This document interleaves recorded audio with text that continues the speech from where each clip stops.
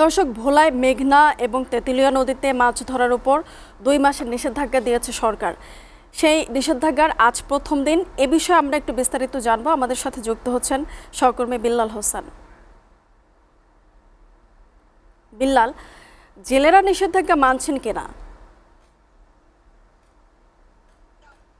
মুনিয়া, গতকালকে রাত থেকেই কিন্তু ভোলার মেঘনা ও তেঁতুলিয়া নদীতে জেলা প্রশাসন, জেলা মৎস্য বিভাগ, কোস্টগার্ড, নৌ পুলিশ তারা তাদের অভিযান কার্যক্রম চালিয়ে যাচ্ছেন। তা আমি ভোলার বিভিন্ন মৎস্য ঘাটগুলোতে ঘুরে এসেছি, নদীর পার ঘুরে এসেছি। তো নদীতে কোনো মাছ ধরার নৌকা ট্রলার লক্ষ্য করা যায়নি। তা আমি জেলেদের সাথে আলাপ করেছি, জেলেরা আমাকে জানিয়েছেন যে সরকার যে নিষেধাজ্ঞা দিয়েছে তারা সেই নিষেধাজ্ঞা তারা পালন করবেন।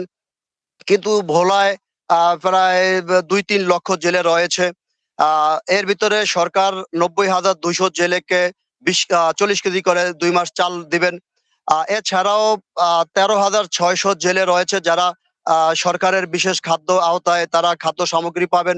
কিন্তু এত বড় একটা জেলে সম্প্রদায়, এই জেলে সম্প্রদায় যদি সরকারের কোনো বিশেষ খাদ্য আওতায় না থাকে, কোনো তালিকা না থাকে, সহায়তা না পায়, তাহলে তারা 2টা মাস কিভাবে তারা চলবেন?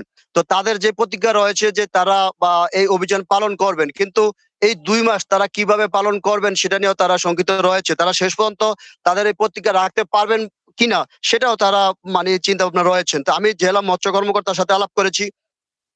তিনি আমাকে জানিয়েছেন যে জেলেরা যেই খাদ্য সহায়তা পাওয়ার কথা সেটা খুব দ্রুত তারা এই খাদ্য সহায়তা পাবেন।